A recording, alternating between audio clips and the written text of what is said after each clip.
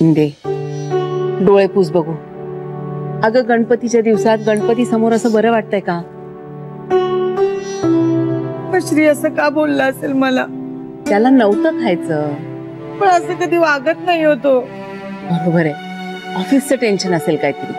हल्ली पाहिलंच ना कसा असतो तो. हो, टेन्शन असेल काहीतरी. आणि तो काही वाईट बोलला नाही, तो फक्त म्हणाला शिरा अमृतला आवडायचा, हो की नाही? हो, मग माझ्याच मनाला एवढं का लागतंय वहिनी? नको लावून घेऊस मनाला असं. मी अमृत आणि श्रीला कधीच वेगळं मानलं नाहीये.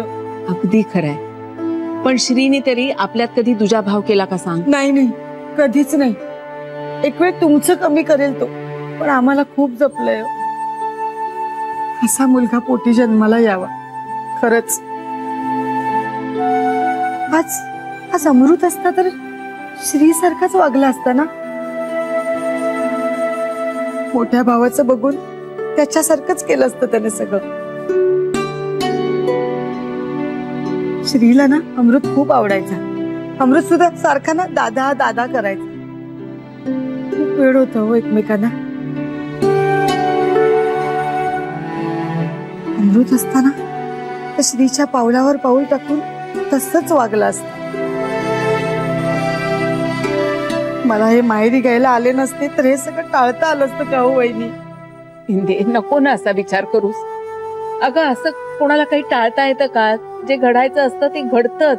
पण आपल्याला असं वाटतं ना हो, असं झालं असतं तर बरं झालं असतं, तसं झालं तर बरं झालं असतं, मी इकडे आधीच निघून आले असतं तर बरं झालं असतं, किंवा हे मला घ्यायला आले नसतं तर बरं झालं असतं. पुरे पुरे अगदी थांब, नको ना असा विचार करूस.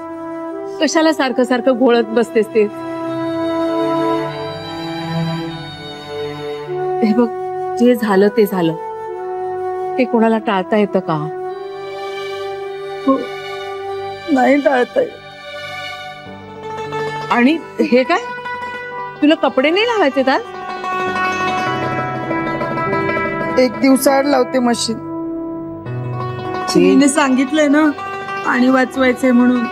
हे बाकी बरं करते. अगं आता पावसाळ्यातच ही अवस्था आहे, उन्हाळ्यात काय होईल कोणास ठाऊक. आणि इंदे, आज आईंसाठी सूप तू करशील? हो, करते ना.